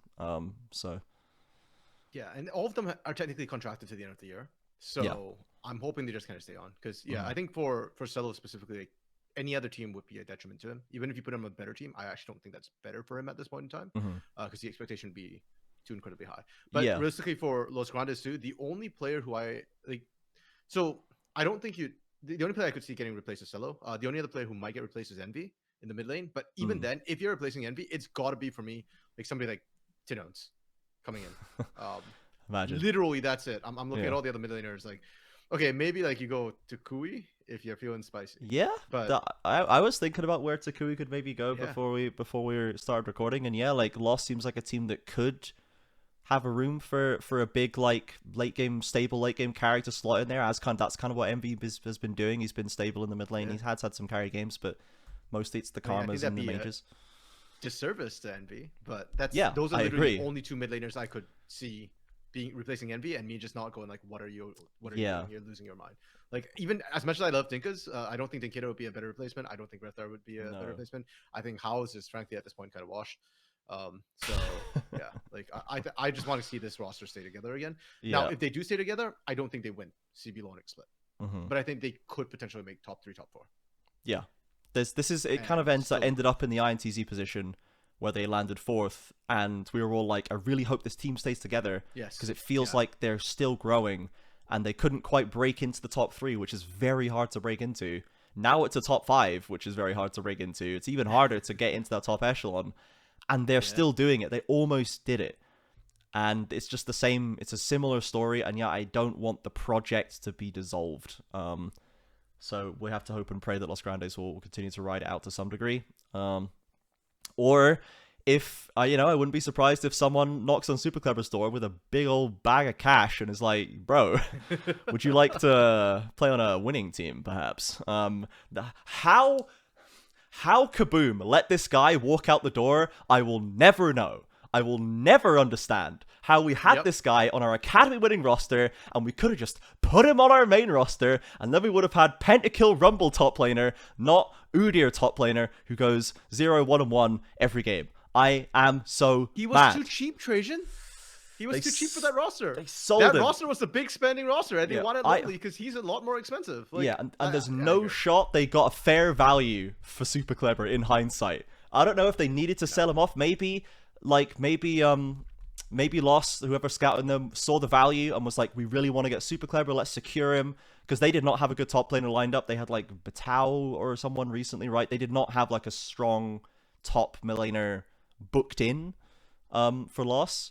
So maybe they're like, okay, this is an up-and-coming talent, let's snatch him now. Fair enough, if that's what happened. And maybe they shelled out a little bit. Maybe that's part of the reason why Kaboom funded this this lavish outset of cash, is by selling very valuable prospects like Super Clever, right? There needs to be an equation balancing there when you're managing a team.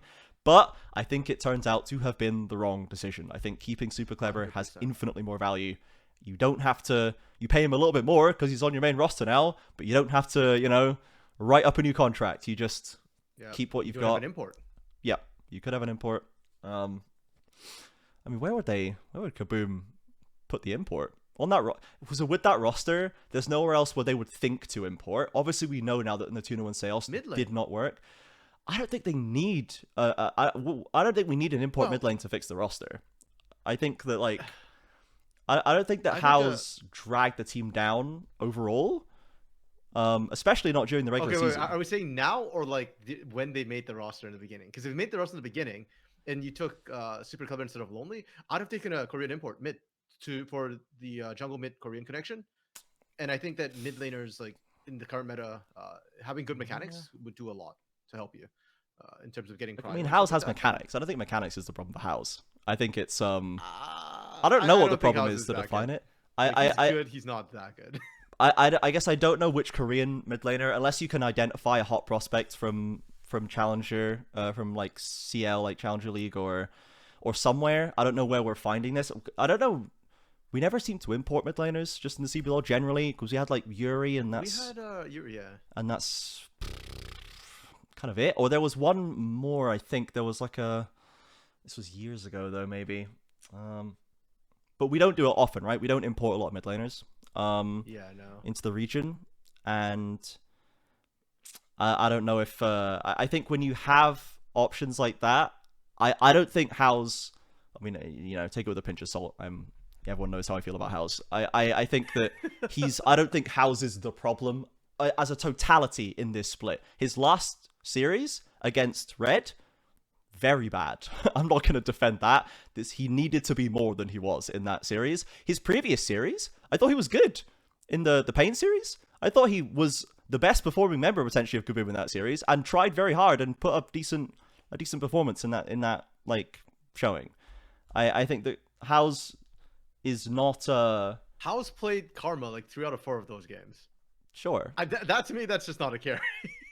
Well, I mean, granted, like you the have champion trying to be the was carry, also but... very busted, and like not being able to play Karma. I think playing Karma is never wrong in last patch. There's literally never the wrong time to play Karma mid. The champion was very much too strong, and like maybe it's not what Kaboom needed to win, but I think in a vacuum picking Karma is not incorrect there. Maybe we need to identify that Natuno was not going to be the guy, and we needed House to be the guy, and maybe we get him a Zero more or something like this. But I still don't think the House's split has been a failure, like, overall. I think it's been fairly similar to his previous splits. Maybe slightly less impactful, like, with less flashy players, but he's still performing decently in the lane matchups. He's still carrying a couple of games.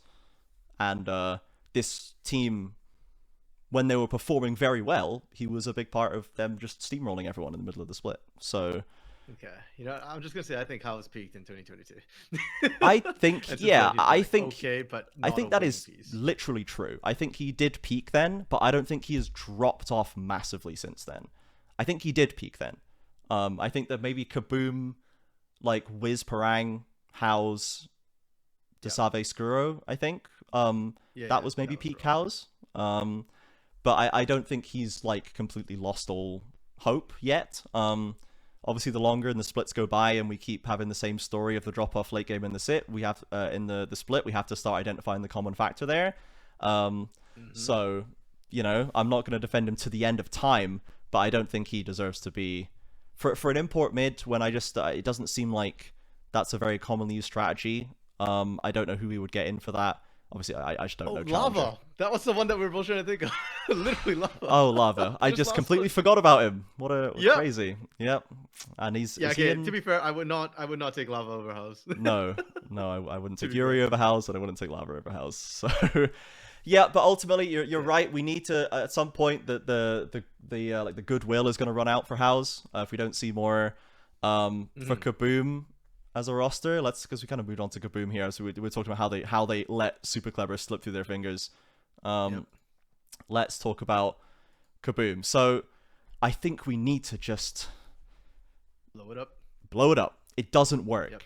The name value there's nothing wrong on paper with these 5 players, Lonely included, because you have to have someone who can not get all the resources and who can be stable, and that is maybe one of if not the most consistent performer, except for maybe Maurang up to playoffs.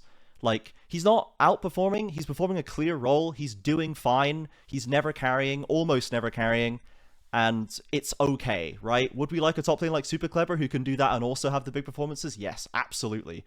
But, like, I'm not, like, infuriated with how Lonely performed. Given what I saw from him before, I think he did pretty much what I expected him to do, which was to maybe I'm harsh. I am actually infuriated by what I see from Lonely. I don't think Lonely's performance is okay at all. For like, and maybe it's unfair of me to hold imports to a higher standard, but I feel like if you are taking up an import slot and you cost more money to bring in, you need to perform to that level. And Furia literally dropped their imports for less criminal things than what, or not say criminal, but I feel like Lonely's, you know what I mean? Like, if you're not having that impact, you drop them. Like, I feel like Mir had more impact and still got dropped. And I'm looking at Lonely going, like, okay, I think Lonely deserves to get dropped at this point. Like, last split, you're the best piece on a completely broken roster. I understand why they kept you. But after this split, like, you were given everything you needed to succeed, and you still didn't do that. Lonely needs to go. Maurang's picking a fat paycheck, and while Maurang wasn't the problem, Maurang wasn't the answer. Or a lesser degree of the same issue that I'm pegging to Lonely at this point. House, I think, is overinflated. Like, we already talked about House. I'll leave that.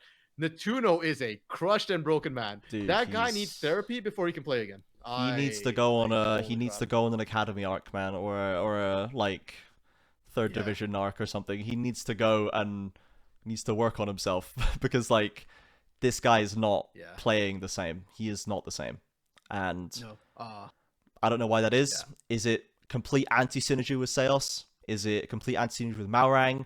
Is it bad coaching environment? I don't know. Whatever it is, has he just dropped off? Is he just losing it? He has currently lost it. So we need a full reset for Natuno. And 100%. Hate to say it, there's a lot of AD carries kicking about. So I think at the very least, do not keep these bot laners together. It's not going to work, man. It's at the very least, there is no evidence for us to believe it is going to work. We have seen nothing. So, and here's the thing too: is Seos has probably been one of the best pieces on this roster for the entire split. But rumor has it, and I don't know if this is true. Again, I don't know their paychecks. That Seos is the most highly played player in CBLOL right now. I wouldn't be surprised. Yeah, I mean, he was MVP last split for good reason. So, 3-time champion with Allowed. I'm going to be honest with Kaboom. I think you even drop Seos on this roster. Like, I don't think it's worth paying him the fattest paycheck around. Because I think Seos is a really good piece when you've already got good pieces around him. He will be what takes you over the edge and takes you and make you champion. So on this roster on paper, it should have worked. But if you can't make it work with like a super roster of Seos, then I don't think it's worth keeping him at that price tag at that point. Like I think it's better just kind of going with an academy support. There are a couple who are actually pretty good already. Hey, Crossdale's still there. Kaboom. He's literally your academy support. Like, like if you want to go for a budget team and try from there, I think you'd have a better shot. So it's rare for me to say this because usually even if I say a team's not working, I'll say I keep 1 or 2 or 3 pieces. Yeah. Genuinely, I think Kaboom just scrapped the entire team from start to finish. Even if Seos is still good and performing, even if Hao still has something left in him, I don't think they're worth their price tags. For sure not worth the price tags, no. This is just, it's a super team. Super teams almost never work. This one didn't work. They don't play well together. And I also think they don't draft well as a team. And, there's always an open discussion about how much influence players versus coaches have on draft. I imagine it varies very heavily from team to team. We can't If really you're spamming Draven this every single time, that's Natuno calling for it. That's definitely not your coach calling for it. Yeah. So this formula is broken. Get rid of it.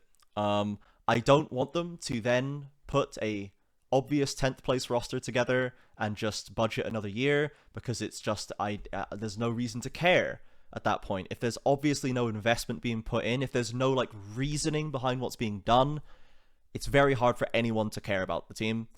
It's how it felt last split. It felt like we were just counting down the days until they, refreshed their coffers and went for something interesting, which is what they did. But let's find somewhere in the middle. Let's find a Los Grandes formula. Let's find an INTZ last split formula. Let's try something and try and play a bit of Moneyball with it, maybe. Well, literally, and I've been saying this on the Academy co-stream. Play your Academy team. Yeah. In CBLOL. Like, in case anybody's not familiar with the Kaboom Academy squad, it's literally Batao, Scary, Dioj, Skuro, and Crossdale. Only one of those players has no CBLOL experience. That's Dioj. And think super clever when you think Dioj. He is right now the best in Academy. So given what we've seen from super clever, I think Dioj could come up and still probably not be top 3 mid laner necessarily, but have an impact. Be a good rookie. And it's a lot cheaper than this roster. And that's it. Kaboom Academy is having massive issues right now with their macro. They are playing brain dead. They were winning with just hands. That will not work in CBLOL. But at least, again, like the players we know have brains. Like, just get a good coach with that Academy team. I think they're actually like going to be better than this super roster that we built on Kaboom this split.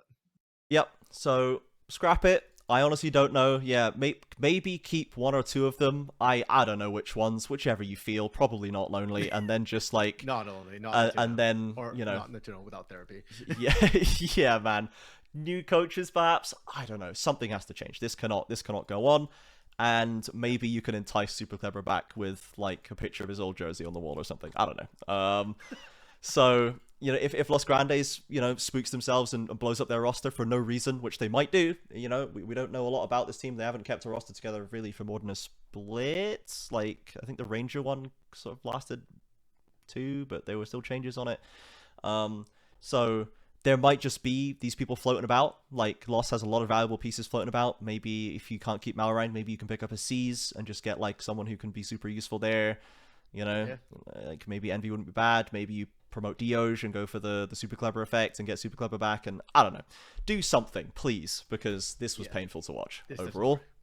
So they are the teams that we lost. Los Grandes, we'd love to see more. Kaboom, we would like to see no more. Thank you. And now let's talk about the winners final. Let's get back into playoffs. The last series we saw, we were all getting nice and into the groove, talking about other teams that aren't Pain and RMC. Now we get to wrap up on Pain versus Loud.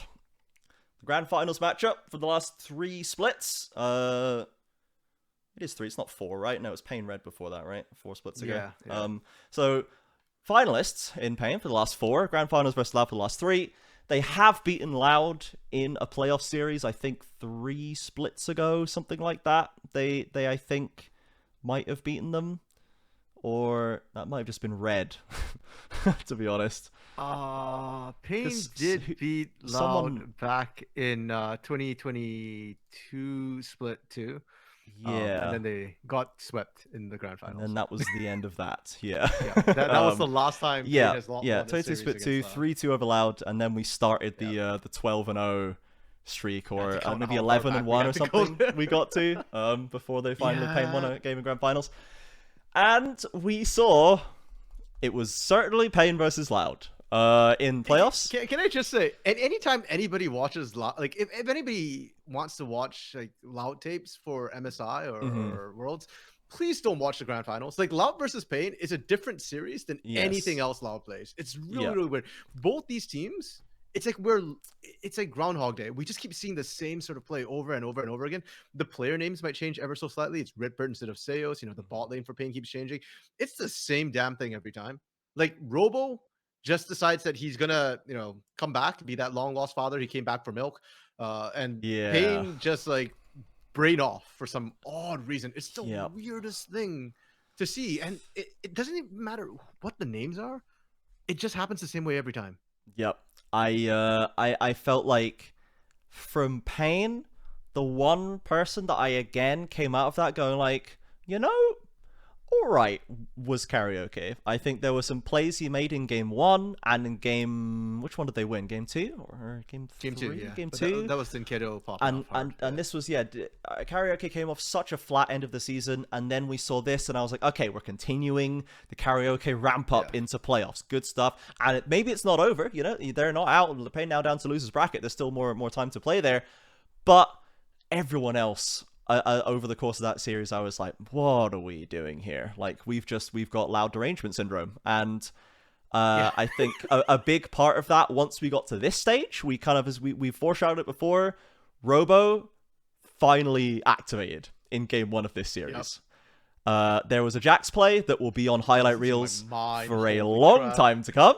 And it was very much like, how have we allowed this to happen? Kind of like, how have we allowed the Jax to sit in the middle of 4 members on 300 HP for what feels like 10 years as he just kills them one by one, and the team comes through? It was... And you know what? I also blame Dinkedo for that particular play. Dinkedo has a mental block against Tinones. I think he does. He does. The last time Pain won, right? Not last time Pain won, I guess, but the 2022 split 1 when Pain beat Loud back then. Dinkedo was on the other side of the equation, right? That was 2021 split 2. Yeah, even further back than that. I mean, the first reverse sweep ever since franchising was Dinkedo on Loud getting reverse swept by Pain. And Dinkedo just never has the winning side of that Tino's matchup. In that game, Robo went nuts in 1v4, but right before that, there was a chance for Dinkedo to remove Root from the equation. And if you die doing that, you take that trade anyways. One auto, and Dinkedo walks away. And then all of a sudden, Pain just goes, wait, Robo's here. Like, we can't beat Robo. It's like, yes, you can! 1v4, he's jumping into you. You kill Robo! Yeah. Oh my god, yeah. Robo mind controls all 4 of them, and they all seize up, and then before you know it, Robo triple kill, he's out of his chair, and by the time, once Robo's out of his chair, like, you're done, mate. You're done. Like, he's... it was the thing was massive. I didn't even feel like Loud played that incredibly well as a team. No. Like, I actually thought Croc was continued to be very hit and miss. Yeah, more miss than hit in this series for sure. Yes. Like, Karaoke had his number, which is rare in this particular match. I mean, Croc is our top jungler for a reason. But he's also high variability. Yeah, Grand Finals MVP, I think. Like, massive plays last split particularly. That was like peak Croc for sure, was Grand Finals last split. Yeah, and I'm sure he'll do that again in the Grand Finals. But in this series, at any rate, like, I thought Karaoke stepped up. I thought Dinkedo had a really good game too, but everything else from Dinkedo was just the usual Dinkedo Tino's struggle bus. Titan and Curry, I do want to highlight them because I do think while they still suffered from what you call the Loud derangement syndrome, it was actually very Titan-esque the way it happened, right? Like, Titan is go big or go home. And I do think he at least stepped up, which is more than I can say for Bvoy, Trigo, those matchups against Loud, where it felt like Bvoy got very muted, got kind of dumpstered by Root. I don't feel like that happened with Titan and Curry. I thought they stepped up, they matched Root and Redbird, and when things went wrong for Titan, it was more Titan syndrome, where Titan gives and Titan takes away. Sometimes he plays overly aggressive, and I'm actually going to blame that on the rest of Pain. I think Dinkato and Weiser, when Titan goes in like that, you need to go in with him. Especially against Lau, because usually against Lau, nobody else is stepping up. So if Titan says go, just go, because I don't trust Weiser, Karaoke, and Dinkato's decision making against Loud anymore. Though again, I think Karaoke specifically did actually do pretty well this series. Yeah, he was nameplates off. He was like the blinders on the sunglasses with just a little hole cut in them, so he cannot see anything other than what he's looking at, other than his jungle pathing. Like, he is just trying his best. Also, guys, if we're gonna put Karaoke and Vi, can we please back him up? Like, it's really painful. Like game 2, watching Dinkato go in with him, watching Weiser go in with him, that was really nice. But I've lost track of how many times now where an objective is being done, and the call from Karaoke is very obviously, let's go get this Drake. And then he will go in, and the rest of Pain will just start backing out. Like, I don't know what this call is, because so many times you guys can actually fight. You're actually stronger at that point. And for whatever odd reason, they're just like, no, Karaoke, you got this. It's like, if you're losing or you're the weaker side of that matchup, I understand that call. And then you just trade Karaoke for objective. It's worth it. But when you're stronger, just go in with him, please. Like, really, guys. Yeah, so the Loud derangement syndrome hit hard. So yeah, Titan, at least, this is maybe the reason, the originator from the maybe Red can beat Loud. And this was when Red had Titan. This was a Titan roster. And it was when they went 3-1 against Loud, I think, in the upper side of playoffs last split. And it was they at the very least should have gone to Game 5. Game 4 was unbelievably horrendously thrown by Aegis and Titan, just like doing their thing. But when they were winning, they were so in control in their win, and they were able to come out stronger in early games more often than not. But the inconsistency was there, and coming into playoffs, it felt like, well, maybe not coming directly into playoffs because Pain started to suffer a bit, but it had looked like Pain had managed to strike the right balance between Titan and Curry are allowed to just do their thing in bot lane, and it works really well, and the rest of the map are there to catch them, right? They're there to follow them and build the foundation under them while they're climbing, you know? So we lost a bit of that coming into playoffs. We did see a little bit more of it again in some of their wins so far when they got into playoffs, and that clearly is still a strong strategy for them. But we need, Dinkato to just he needs to get over it, man. He needs to get over it. And Weiser generally, I think, just isn't having the split of his life. I think he's just having a little bit of he's just fallen off a little bit. There are still games where he's able to be massive. I think it was maybe the VKS series where we did see a couple of games where Weiser was just really, really big in top lane, and that guy's still in there. But Robo's now, Robo's, as I say, Robo's out of his chair, so doesn't matter. Doesn't matter what you do. So that these teams all have their little sparks of hope or value or promise, but when they come up against Loud, it just doesn't fire, man. They don't connect. They lose their cohesion. They fumble the drafts. They leave windows open, and it just falls apart, man. The vice grip that Loud has over the psyche of this region is astounding at this point. And I'm looking at just who's left as well, Trojan. It's like Loud, Pain, Red, Kate Stars, right? This is how you know I'm broken as a Pain session. I think Loud's gonna win it, man. I can't even say I think Pain's gonna win it. And the sick parts, I don't think, first of all, I don't think Red or Kate Stars can beat Pain. And I think Pain going to the finals will just I think any of those teams can beat any of those teams, honestly. I think on the day, whoever I think those series are going to be messy, and I think I have no idea who to predict between the three of them to end up against Loud, honestly. I'm gonna call it right now. I think first Loud, second Pain, third Red, fourth Kate Stars. So I think Kate Stars gonna lose this coming weekend. I think Red's gonna promote or move up to face Pain, and I think Red don't have Pain's number. I think Pain, like that's one of the few matchups where I'm actually pretty comfortable for Pain. And then I think Pain goes to Loud, and then we get the CBLOL thing again, and just like again, please, anybody who, if it does end up being a Loud Pain final, please don't watch that if you want to see how Pain plays or how Loud plays, pardon me, because that will tell you absolutely nothing. Yeah, like watch literally every other series they've played. Watch the first Pain series, maybe game 1 if you want to see some of their strengths, but don't don't judge their skill at outplaying in matchups. Don't judge their laning from Pain series because there's just no source. There's some mind control shenanigans going on there. Absolutely sourceless.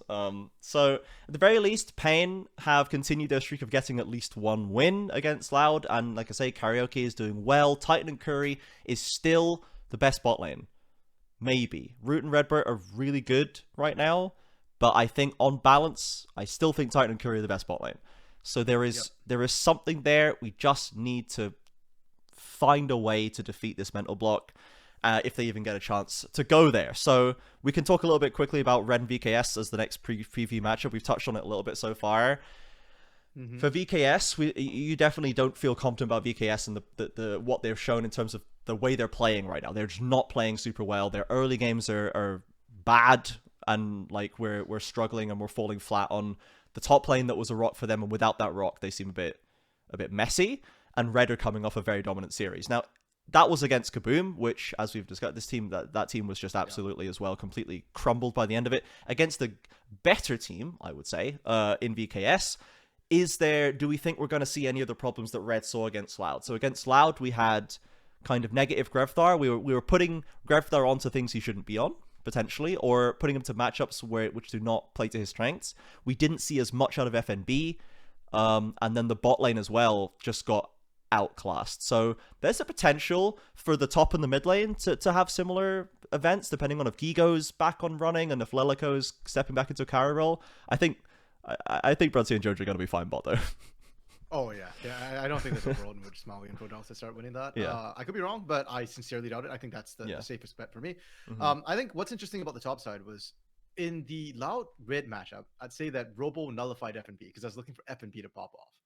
But in the Gigo FNB matchup, I think Cade Stars need Gigo to win. So if FNB goes even with Gigo, that's a win for Red. Fine. And I'm not confident that Gigod can just take out FNB. I think it's going to be a close one up top. And sure, I believe Gigo can win that, but not significantly enough to be the carry Cade Stars need. And that's why I said earlier too, I think it's Leleco Grevthar. The big question is, and I think Leleco needs to be the carry, and this is his moment to shine. Because if you go utility against Grevthar, then I think Red take this like 3-0 at that point. So it has to be Leleco stepping up for me to find some wins. But even then, man, Brunsy, Jojo, Smalley, Prodalta is just such a huge mountain to climb. It's a hole down there, man. That is going to be tough. That is going to be really, really tough for VKS. So we'll see how they deal with it. If they want to, see if the Cogmore ends up being a factor again, as like we've seen Smiley pull it out. And I've seen it in a couple of other situations, like other regions where we're just trying to find a scaling answer. Before, it was when Smolder was super dominant, which we luckily don't have to deal with anymore. But now that we're still doing Zeri, we're still doing Varus, there's a lot of on-hit. Smiley as well as big. Jinx, Smiley's big on-hit Varus enjoyer.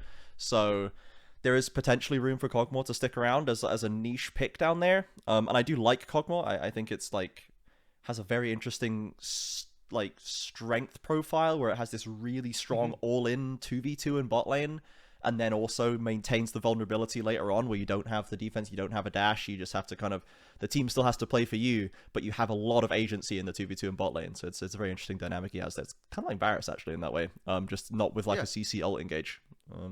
And the damage profile is actually better for Cade Stars as well, because Leleco does like 80 champions, LeBlanc becoming an 80 champion shooting now. Tristana, but the Cogmore does primarily magic damage with his W shred, so it actually enables Cade Stars to do more. So I like the Cogmore pick. It didn't work out that game. I put that more on the Braum for Pro Delta. And again, the pick itself was good with the Cogmore, so why did we change more than anything else?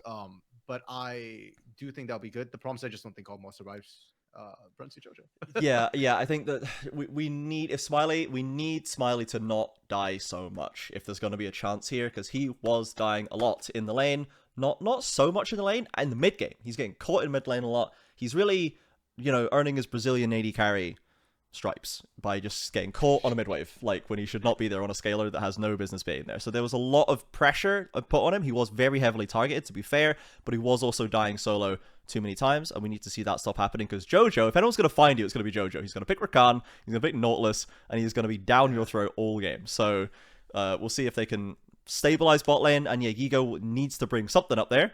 And for Red, you just need to keep the momentum going. Just keep the vibes good, and you'll probably be okay. And then you can go and smash into Pain, and we'll see who comes out of that one, because that will be, I don't know, man. Red Pain, I think, you know, for third, as it seems to be just habitually now, is always still a fun one. I always still like seeing Red Pain as a nice classic matchup.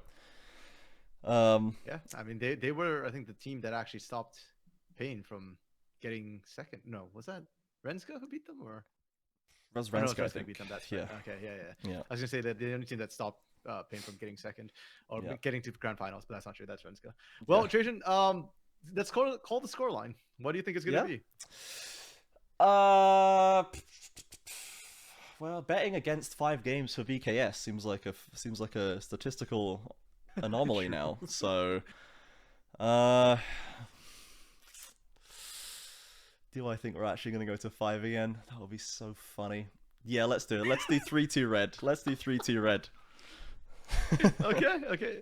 You know, I feel like if we go the full 5 game version, I think it's K-Star's comfort zone. I think by that time, like, Red's probably a bit tilted. So yeah, if it goes 5 games, I'd almost say K-Star's 3-2 at the point. But like I said, I have full confidence in Red, and I think the matchups are very favorable. For me, it's either 3-0, 3-1. 3-1 comes if Jojo gets Seraphine or Keyguard pops off. I'm gonna call it 3-0 though, because I don't want to, you know, half-arse this prediction.